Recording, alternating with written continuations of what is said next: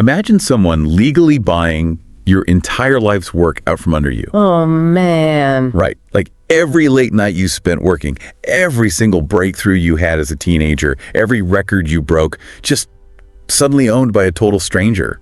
I mean, most people would sue, or maybe they'd just, walk away and give up entirely. Yeah, well, it is the ultimate hostile takeover. You're essentially watching the foundation of your own legacy being auctioned off to the highest bidder. And historically, in the entertainment industry, the artist just has to swallow that pill. Yeah, but not this time. Welcome to today's deep dive, everyone. We are looking at a really fascinating set of sources today under the umbrella of the architectural evolution of Taylor Swift. It's a great topic. It really is. And look, if you think this is just going to be a recap of pop music trivia or like a fan club meeting, think again. Right. Definitely not. Our mission today is to unpack how a kid who literally grew up on a Christmas tree farm engineered one of the most resilient, influential, and honestly economically powerful careers in modern history. We're looking at how she didn't just get mad when the industry tried to corner her, she completely rewrote the rules to take it all back. Which is exactly why this material is so compelling. Whether you know every lyric to her songs or you're just someone interested in business strategy and crisis management, because this isn't your standard behind the music story. No, not at all. What we are really examining here is a masterclass in maintaining creative control, mitigating market risks, and possessing this incredibly rare ability to turn severe career-threatening setbacks into staggering leverage. Right. And I want you to listen to this deep dive like we're analyzing a brilliantly run startup where the product just happens to be the person herself. So let's unpack this. Let's start right at the bedrock. The early days. Yeah. Exactly. December 13th, 1989. She's born in West Reading, Pennsylvania, grows up on a Christmas tree farm, falls in love with those early country legends, and decides she wants to be a star. Right. And at just 11 years old, she travels to Nashville, Tennessee to pitch herself to record labels. And the result is, immediate universal rejection. Which honestly is the standard operating procedure for Nashville. Yeah. But the mechanism of that rejection is what's important here. Because in the early 2000s, country music was heavily dominated by older, established artists or, young artists who were just handed songs written by a massive machine of professional songwriters. Right. They had a system. Exactly. So an 11-year-old walking in with a karaoke CD just wasn't going to move the needle. Right. But I actually want to push back on the mythology of this a little bit based on our sources. Okay, sure. Because it's really easy to fall into this romanticized, pulling herself up by her bootstraps, child prodigy narrative. But we're talking about a kid whose parents had the resources to eventually pack up and relocate the entire family to Nashville full-time when she was 14. Right, that's a huge move. It is. So how much of this early phase is actually her unique strategic grit? And how much of it is just having a massive family safety net that allowed her to keep failing? That is a very fair distinction, and you're right to call it out. The financial backing and the family support absolutely provided the runway. I mean, there is no denying that privilege. Yeah. But having a runway doesn't automatically mean the plane is going to fly. What stands out in the early years isn't just that she kept trying, it's how she adapted to the rejection. What do you mean? Well, because she wasn't picked up by the Nashville machine at 11, she wasn't put into that incubator where they hand you pre-written hits. She realized that if she wanted to stand out, she had to write her own material. She had to mine her actual lived teenage experience. Oh, I see. She had to basically build the product herself. Exactly. The privilege gave her the time, but the rejection forced the authenticity. By the time she actually signed with Big Machine Records and released her self-titled debut album in 2006. Right, the one with Tim McGraw. Yes, exactly. When she dropped that first single, Tim McGraw, it caught fire because it sounded like a real teenager wrote it. A real teenager did write it. She captured this demographic, teenage girls, that traditional country music was largely ignoring at the time. Okay, so the initial product finds a massive market gap. The foundation is poured, but then we move into the scaling up phase. Right, building the skyscraper. Yeah. Her sophomore album, Fearless, comes out. And this is where we see massive global hits like Love Story and You Belong With Me. It goes on to win Album of the Year at the Grammys. Making her the youngest artist ever to win that award at the time, which is just wild. Right, she essentially reaches the absolute peak of the country music market. And this is the critical juncture for any successful enterprise. When you capture a market that thoroughly, the overwhelming industry pressure is to just do it again. You found the formula, print the money. Don't rock the boat. Exactly. Country music is a highly lucrative, highly loyal market, but it has very rigid boundaries. Right. I mean, if you're a tech company and your core product is dominating, pivoting, your core product is basically heresy. Why mess with a winning formula? Because of market saturation and longevity. If she just kept remaking Fearless, she would eventually age out of the demographic, or the demographic would get bored. That makes sense. To build a larger structure, you have to shift your materials. But before she could pivot to pop music, she had to solve a credibility problem. Because she was so young and so successful, critics started whispering that her older co-writers were the real talent behind the scenes. Which brings us to her next move, the album Speak Now, where she writes the entire thing by herself.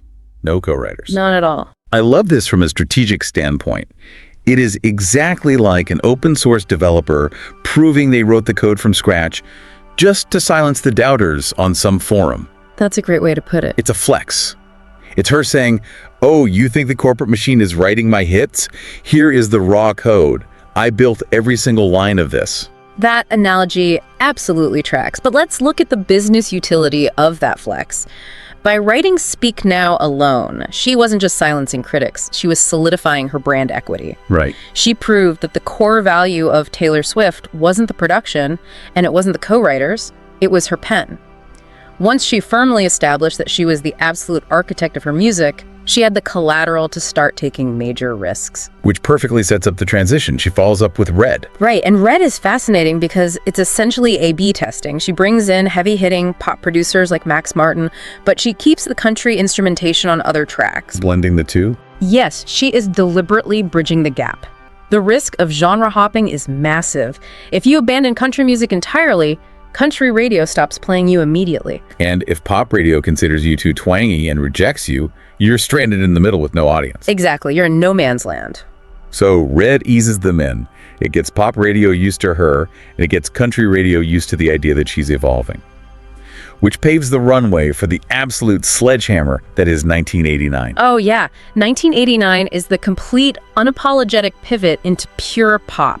She drops the banjos, she drops the fiddles, and she completely conquers the global pop market. I mean, hits like Shake It Off, Blank Space, Style, they just dominated worldwide. It's a textbook example of successfully migrating a massive user base to an entirely new platform. But, and our sources dove deep into this, when you achieve that level of market dominance, when you are literally everywhere, on every screen, every radio station, winning every award, you reach a point of cultural overexposure. It is an absolute inevitability. The larger the footprint, the bigger the target on your back. Right, and this brings us to the structural integrity phase, surviving the storm. Because the massive fame brings intense media scrutiny. The public narrative completely shifts on her. It gets really dark. Yeah, she faces online hate, highly publicized conflicts with other massive celebrities, personal attacks, and this overarching media campaign starts painting her as calculated, fake, or a snake.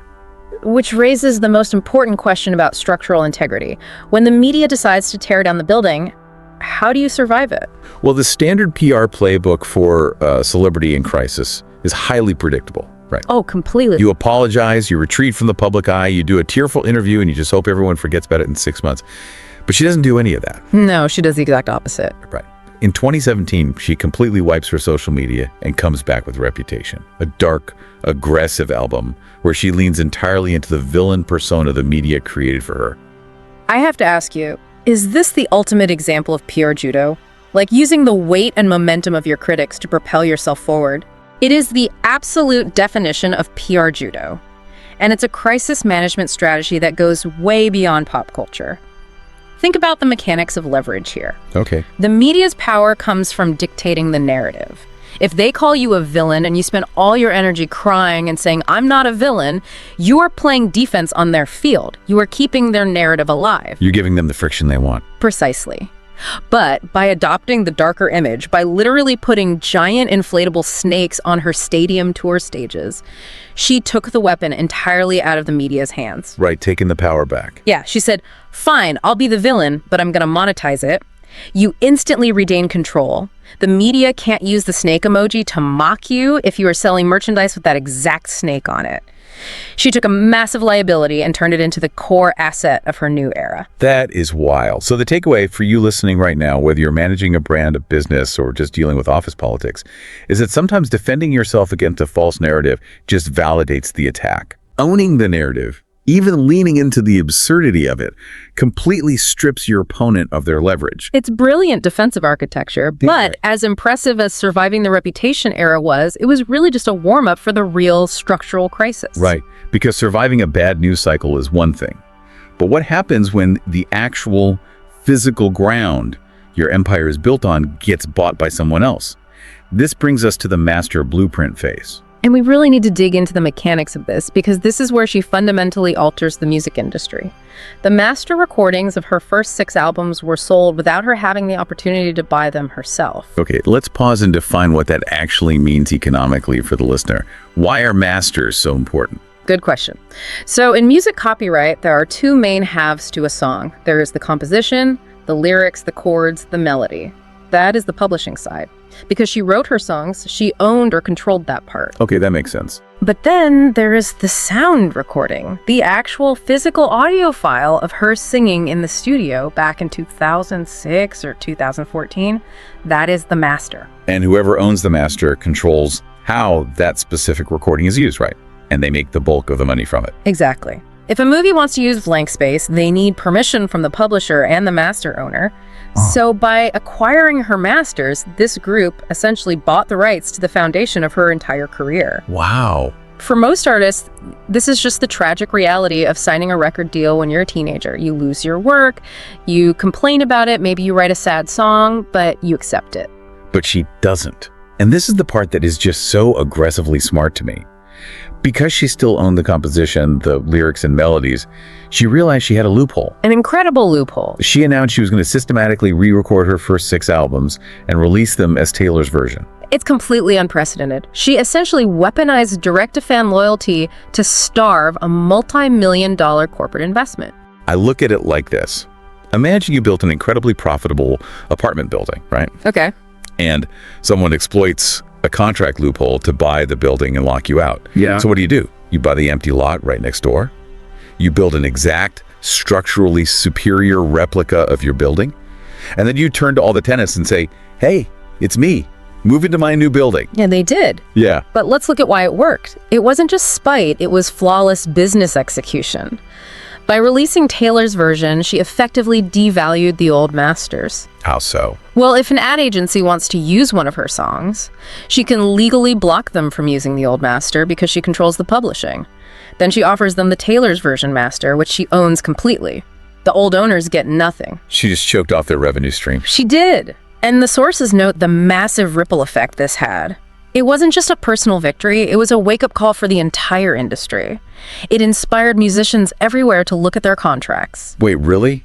It changed industry standards. Oh, absolutely. Record labels actually started changing the terms of their standard contracts to prevent new artists from pulling a Taylor Swift and re-recording their work. She forced a systemic change. That is incredible. Yeah. And what's wild is that she didn't just spend all her time looking in the rearview mirror re-recording old albums.